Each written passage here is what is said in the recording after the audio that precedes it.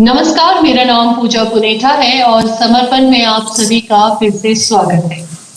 आज हम मुलाकात करेंगे एक माँ से, एक ऐसी माँ से जिन्होंने अपनी बच्ची का जीवन संवारने के लिए, उसे शिक्षित करने के लिए खुद को समर्पित कर दिया और इसका नतीजा ये हुआ कि उन्होंने उसके साथ-साथ अन्य दिव्यांग बच्चों की भी ज़िंदगी संवारी। आज वो एक स्कूल चलाती हैं, स्कूल का नाम है जैस्मिन फॉर डेफ स्कूल जो कि बटाला में है। एक बार फिर से मैं रमनदीप का इंट्रोडक्शन आप सबके साथ कराना चाहूँगी। रमनदीप कौर, आपका बहुत-बहुत स्वागत है। Thank you ma'am, thank you so much. Ramandeep एक माँ है, एक शिक्षिका है और साथ ही साथ जो उनकी सबसे बड़ी पहचान है कि वो एक समाज सुधारक है, क्योंकि वो जानती है कि दुनिया बदलने के लिए या अपनी ज़िंदगी बदलने के लिए हम दूसरों का इंतज़ार नहीं कर सकते। हमें खुद ही निर्णय लेने पड़ते हैं, उन निर्णय पे अमल करना पड़ता है और अपनी दुनिया को बदलना पड़ता है। रमनदीप का सफ़र कैसा रहा? हम ये रमनदीप से जानेंगे। आप उस समय ऑस्ट्रेलिया में थी और आपको पता चला कि आपकी बेटी दिव्यांग है। तो क्योंकि हम कल्पना करते हैं कि ज़िंदगी हमारी वैसी रहे जैसे सामान्य है, लेकिन ये एक थोड़े शॉक की तरह रहा होगा। वो समय कैसे बीता? अभी मुझे याद है कि जुलाई 2008 में मुझे पता चला था कि जब मेरे जैस्मिन का हमने हेयरिंग टेस्ट करवाया था इसके पापा के साथ, कि जब हमें डॉक्टर ने बताया कि नहीं, Jasmine is profound, she has profound hearing loss, तो तब तो हम दोनों ही काफी बिल्कुल ही टूट चुके थे कि क्योंकि सोचा ही नहीं था ऐसा, कि क्योंकि फर्स्ट चाइल्ड था हमारा, तो ऐसा सोचा ही ना, तब तो हम दोनों ही टूट चुके थे कि ये क्या हो गया है हमारे साथ। अभी तक वो सीन भी याद है, क्योंकि एक बेटी के साथ एक माँ चाहती है कि सारी बातें करे, कि जब वो बड़ी हो, स्कूल जाए, सभी अपनी दिल की बातें मेरे साथ करे, तब तो वही था दिमाग में कि आगे क्या होगा।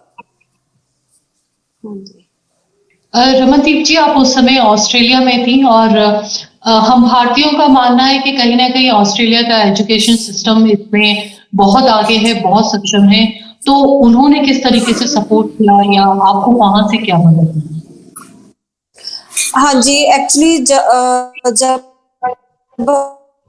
हमें पता चल गया कि जैस्मिन हेयरिंग अम्पेयर्ड है, तो अगले ही वीक हमारे घर में जो सोशल वर्कर हैं वही आए, क्योंकि उन्हें पता था कि जब पेरेंट्स को पता चलता है, पेरेंट्स एकदम टूट जाते हैं, शटर हो जाते हैं। फिर उन्होंने हम काउंसलिंग की हम दोनों की, कि आगे जैस्मिन का हम ऐसे करेंगे, स्कूल होगा, आपको साइन लैंग्वेज सीखनी पड़ेगी, ऐसा करने का। तब जब वो आए थे, वो भी दिन मुझे याद है कि मुझे वो भी अच्छा नहीं लग रहा था कि वो कह रहे थे कि साइन लैंग्वेज सीखनी पड़ेगी, आपकी बेटी डेफ है, बोल सुन नहीं सकती। एक आप समझ सकते हो, क्योंकि एक एज अ मदर मैं अभी मेरे अंदर वो सब याद है, फीलिंग थी कि नहीं, क्यों ऐसे कह रही हैं।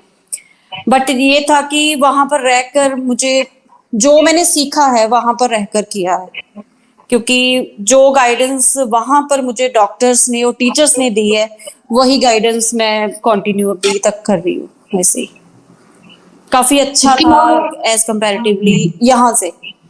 जी, इसके बाद आपने भारत आने का, वापस आने का निर्णय लिया और जैसे कि आप कह रही हैं कि कंपैरेटिवली वहाँ स्थिति ज़्यादा बेहतर थी। यहाँ जी, पर अभी भी इस को लेकर बहुत सारे टैबू, स्टिग्मास हैं। तो क्या परेशानियाँ हुई जब आप भारत आईं?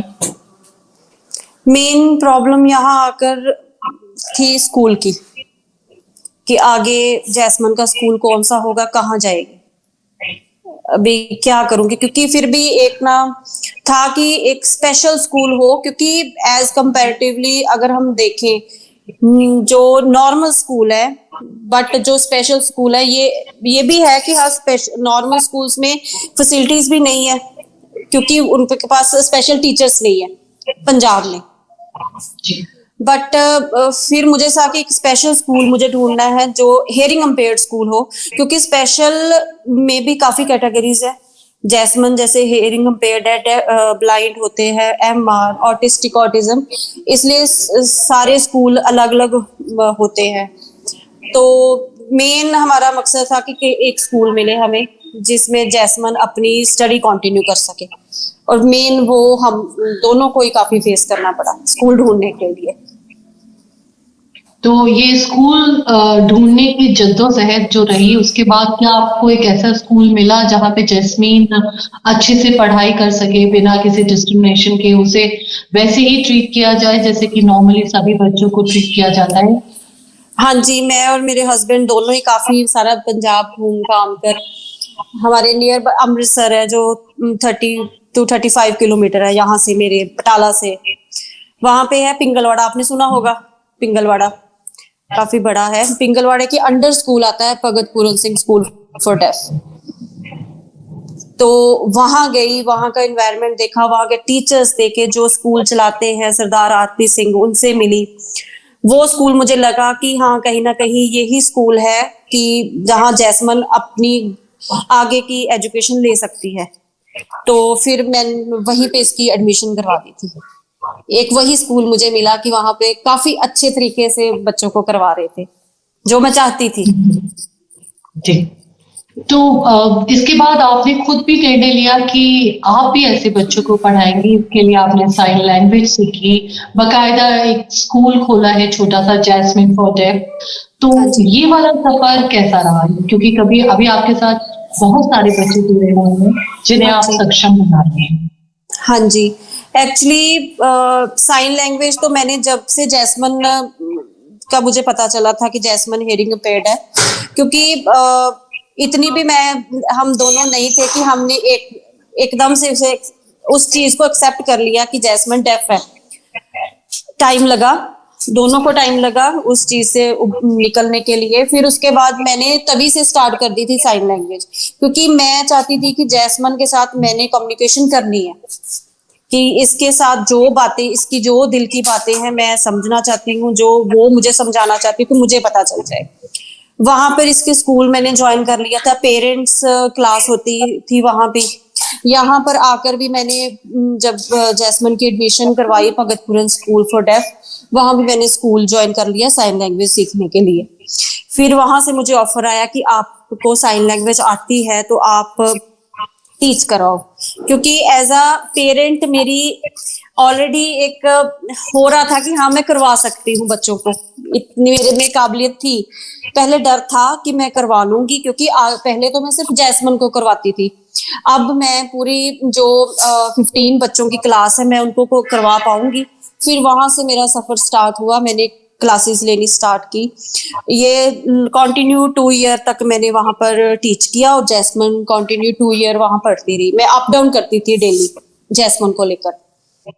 फिर उसके बाद मैंने और मेरे हस्बैंड ने सोचा कि स्कूल तो बटाले के पास कोई भी नहीं है, जैसे हम दोनों जैस्मिन के लिए स्कूल कोई मिला नहीं है। यहाँ पर बड़े बच्चे हैं जिनको पता ही नहीं कि ये जो हेयरिंग इम्पेयर्ड बच्चे हैं इनकी स्टडी भी बहुत जरूरी है। फिर हमने, वैसे इस चीज में मैं अपने हस्बैंड को ही क्रेडिट देना चाहती हूँ, क्योंकि उन्होंने मुझे मोटिवेट बहुत किया, अभी तक कर रहे हैं। अगर मैं थोड़ा सा लो फील करूँ तो मोटिवेट वही करते हैं कि तुम स्टार्ट करो, 3 बच्चे आएंगे, 4 बच्चे, तुम 2 बच्चों के साथ ही स्टार्ट कर दो स्कूल। फिर तभी से ये सफर स्टार्ट हो गया था। जी, और वो मोटिवेशन और आपकी मेहनत रंग लाई, आज काफी बच्चे आपके साथ जुड़ चुके हैं। हाँ जी। रमन जी, एक समस्या है जिसपे मैं बात करने की चाह रही हूँ आपसे, कि आपने कहा बटाला में ऐसे स्कूल नहीं है जहाँ पे स्पेशल एजुकेटर्स हों, जहाँ बच्चों को इंक्लूसिव जो एजुकेशन है वो दी जा सके। इस वजह से आपको अपनी बच्ची को 32 किलोमीटर दूर पिंगलवाड़ा के एक स्कूल में ले जाना पड़ता था। ये आपका निर्णय था या आपकी एक समर्पण था ऐसे बच्चों के प्रति जिसके चलते आपने एक स्कूल खोला? हालांकि आरटी जो कि राइट टू एजुकेशन एक हमारे यहाँ है, उसके प्रावधान में हम देखें तो ऐसे बच्चों के लिए स्कूल में स्पेशल एजुकेटर रखना, उनकी एजुकेशन का ध्यान रखना बहुत जरूरी है। लेकिन अभी भी इस सिस्टम को काफी जो प्रावधान है इसको काफी स्कूल नहीं फॉलो कर रहे हैं, वो अपनी मर्जी से कभी बच्चों को एडमिशन देते हैं या उनको मिसट्रीट करते हैं। इस पर आपने कुछ सोचा है कि भविष्य में इस पर एक आवाज बनेंगी आप, ऐसे कि हर स्कूल में माँ बाप को भागना ना पड़े, स्कूल में बिल्कुल वहां बच्चे को सम्मान के साथ, उस प्यार के साथ सारे टीचर्स पढ़ाएं। बिल्कुल, यही मेरी तो शुरू से यही थी कि नॉर्मल स्कूल में जैसे हमारा एक बच्चा जाता है, दूसरा बच्चा अगर स्पेशल है वो भी सेम स्कूल में जाना चाहिए। जी बट अभी तक सिर्फ इनको एक नाम दिया गया है दिव्यांग, सिर्फ दिव्यांग। अदरवाइज जी देखें तो और कुछ भी नहीं है। दिल में बहुत अंदर से आवाज उठती है कि क्या करूं क्या करूं क्या करूं इन बच्चों के लिए। अभी तक जो मैं कर सकती थी मैंने तो स्कूल स्टार्ट कर दिया, जी कि जितना कहाँ कर रही हूँ, आगे इन फ्यूचर करेंगे कुछ।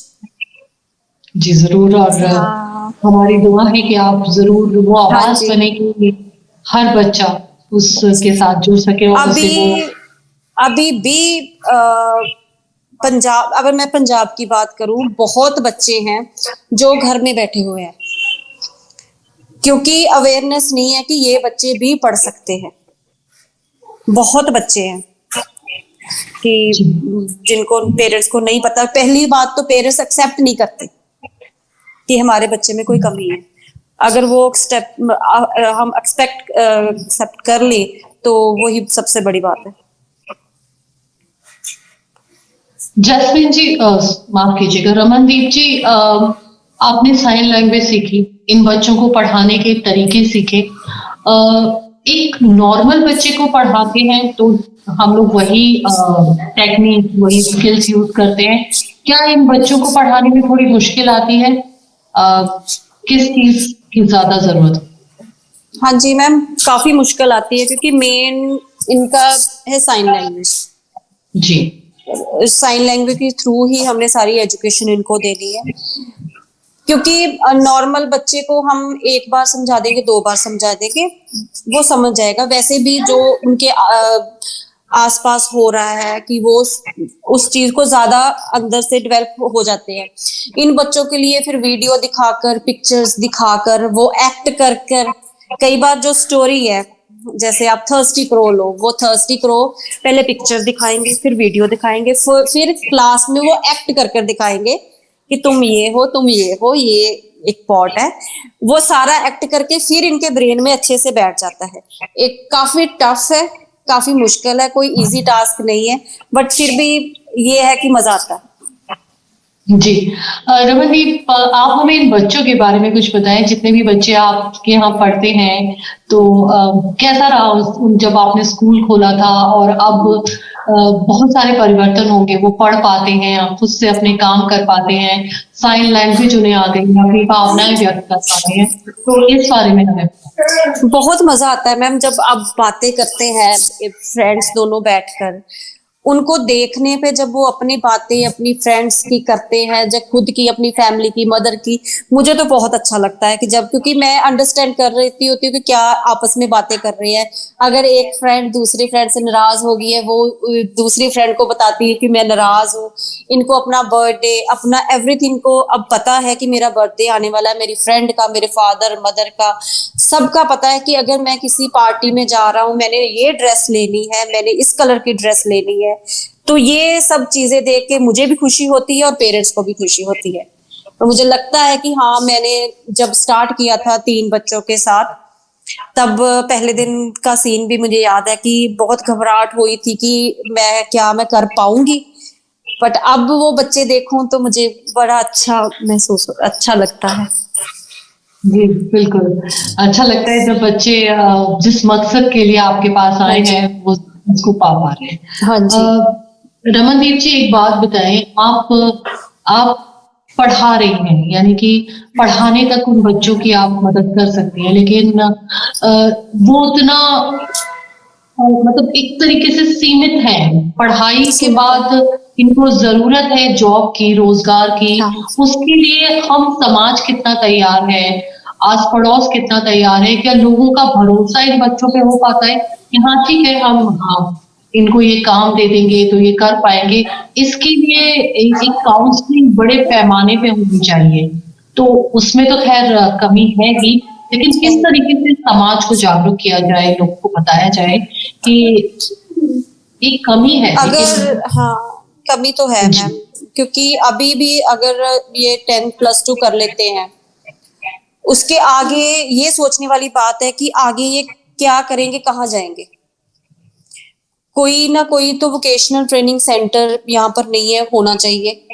बेटियों के लिए भी होना चाहिए, लड़कों के लिए भी होना चाहिए, क्योंकि वो आगे कोई वोकेशनल ट्रेनिंग ले, कुछ करें। क्योंकि सिर्फ मेरा जो मानना है कि सिर्फ इनको सीमित ये मत करें कि ये डेफ है, बस इनकी पेंशन लग जाएगी बस।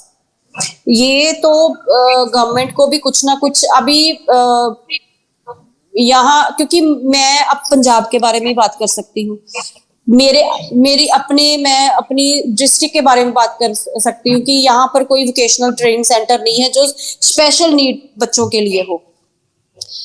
तो उसकी बहुत जरूरत है कि ये आगे समाज में कैसे जाएंगे। अभी भी अगर ये सोसाइटी में जाते हैं, वैसे मैं इनको रोकती नहीं हूँ कि आप बातें करो, ये आपकी साइन लैंग्वेज है। अभी भी लोग देखते हैं इनको कि ये ऐसे ऐसे क्यों कर रहे हैं, देखते हैं इनको। बट मैंने इन सभी को बोला है कि उन सबको इग्नोर करो। ये आपकी आवाज है, ये हाथ नहीं है, आपकी आवाज है, आप बातें करो, सबको इग्नोर करो। अगर आपको कोई देखता है, आप भी देखो कि क्या प्रॉब्लम है आपको, आप मुझे क्यों देख रहे हो।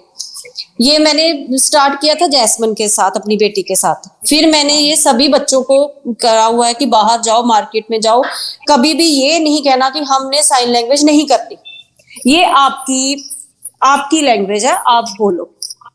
अभी सोसाइटी के लिए ये सिर्फ बेचारे हैं जी, ये बेचारे क्या करेंगे, ये क्वेश्चन मार्क है। ये पता नहीं कि ये बेचारे बहुत अच्छे, बड़े सही है, बिल्कुल एक नॉर्मल बच्चे की तरह है, उनको एक्सेप्ट करो।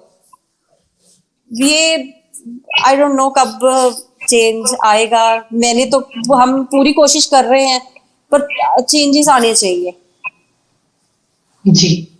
रमनदीप जी, आप चाहती हैं, बल्कि हम भी चाहते हैं कि समाज में वो बदलाव आए और इन बच्चों को वही स्थान मिले, क्योंकि हर बच्चा एक साथ खूबसूरत, सुरक्षित, प्यारा और एक जो कि बराबर से उसे ट्रीट किया जाए, वो बचपन डिजर्व करता है। हाँ जी, और बिल्कुल मैम। आपकी बहुत बड़ी अहम भूमिका भी है। हम अभी आपने बताया कि इन बच्चों को एक छोटी पेंशन दी जाती है। ये पेंशन कहीं ना कहीं उन्हें सपोर्ट तो करती है, लेकिन डिपेंडेंट बना देती है। वो जिंदगी जीने के लिए जो एक अच्छी जिंदगी होती है वो काफी नहीं। पेरेंट्स भी सोचते हैं कि जब तक हम हैं तो ठीक है, उसके बाद बच्चों का क्या होगा, वो उस चिंता में रहते हैं। तो पेरेंट्स को किस तरीके से स्ट्रॉन्ग बनाया जाए, समझाया जाए, आप उसका उदाहरण भी हैं, क्योंकि आपने जब ये ठाना, आपने अपनी बच्ची को वैसा ही स्वीकार किया, तो जैस्मिन आज बहुत अच्छे से पढ़ाई कर रही है। वो 10th क्लास में है और बहुत अच्छा उसका भविष्य भी है, हम आशा करते हैं। तो पेरेंट्स की काउंसलिंग का एक कितना बड़ा रोल है? पेरेंट्स की अभी तो जितने मेरे पास बच्चे हैं ना, उनके पेरेंट्स पूरे, जैसे मैं जैस्मिन के लिए कर रही हूँ ना, वो अपने बच्चों के लिए कर रहे हैं। क्योंकि मैं इनको टाइम टू टाइम इनको समझाती रहती हूँ, पेरेंट्स को, कि आगे क्या करना है, आगे क्या करना है, डरना नहीं है। ये नहीं कि बच्चा आपका 10th कर कर घर पे बैठे, बच्चों को बाहर निकालो। जो भी ट्रेनिंग है आगे आप करवाओगे, आपकी हिम्मत है। मदर्स फादर्स दोनों को बोलती हूँ। अभी तक तो जितने मेरे पास बच्चे हैं ना, पेरेंट्स पूरे सपोर्टिव हैं। उन्हें पता है कि जैसे मैम बोल रहे हैं हमने वैसे ही करना है। और उनके भी ड्रीम्स हैं कि हमारा बच्चा घर पे नहीं बैठेगा, हम आगे इनको बाहर निकालेंगे, कुछ ना कुछ इनको लाइफ में इनके पैरों पे स्टैंड करेंगे। और मेरा भी यही ड्रीम है कि ये सारे बच्चे अपने पैरों पे स्टैंड हो, किसी की तरफ मत देखें, अपना अर्न करें, अपना कमाए, अपना खाएं। जी बिल्कुल रमनदीप, आप सही कह रहे हैं। जब एक माता पिता अपने बच्चे में विश्वास रखते हैं, तो वो विश्वास कहीं ना कहीं चमत्कार की तरह काम करता है और बच्चे को उस राह पे ले जाता है जहां हम चाहते हैं हमारा बच्चा। हाँ जी, हाँ जी, हाँ जी। जी रमनदीप जी, आप बहुत बहुत शुक्रिया हमारे साथ बात करने के लिए, हमारे साथ जुड़ने के लिए। और मैं आशा करूंगी कि आप जो काम कर रही हैं उस सबसे हम सब भी प्रेरणा लें और हम सब भी समझें, ज्यादा संवेदनशील हो और संवेदनशील होने के साथ साथ जरूरी है जागरूक। उन बच्चों के साथ जी उन बच्चों के साथ वही व्यवहार करें, उन्हें वही समझें जो हम एक नॉर्मल बच्चों को समझते हैं, ताकि वो भी सर उठा के खूबसूरती के बिल्कुल साथ और बिल्कुल मैम, यही है पेरेंट्स, सबसे पहले पेरेंट्स पे डिपेंड करता है और फैमिली पे डिपेंड करता है। अगर स्पेशल चाइल्ड फैमिली में आ जाए, बिल्कुल निग्लेक्ट मत करो, उसके साथ वैसा ही बिहेव करो, वैसे ही करो जैसे आप दूसरे बच्चों के साथ कर रहे हैं। जी। और रमनदीप जी का कहना भी है कि शारीरिक कमी आपकी तरक्की में कभी भी बाधा नहीं हो सकती। नहीं नहीं, बिल्कुल मैम। आपका फिर से बहुत बहुत शुक्रिया, थैंक यू सो मच हमारे साथ जुड़ने के लिए, इंडिया फॉर चिल्ड्रन के साथ जुड़ने के लिए। और मैं अपने सभी सुनने वालों से दरख्वास्त करूंगी, रिक्वेस्ट करूंगी कि यदि हम बच्चों और समाज के लिए कोई काम कर रहे हैं तो हमें कमेंट बॉक्स में बताएं, हम कोशिश करेंगे कि आपके साथ भी जुड़ सकें। इंडिया फॉर चिल्ड्रन के साथ जुड़ने के लिए सभी को शुक्रिया और इस चैनल को लाइक करें, सब्सक्राइब करें और शेयर करें। Thank you so much.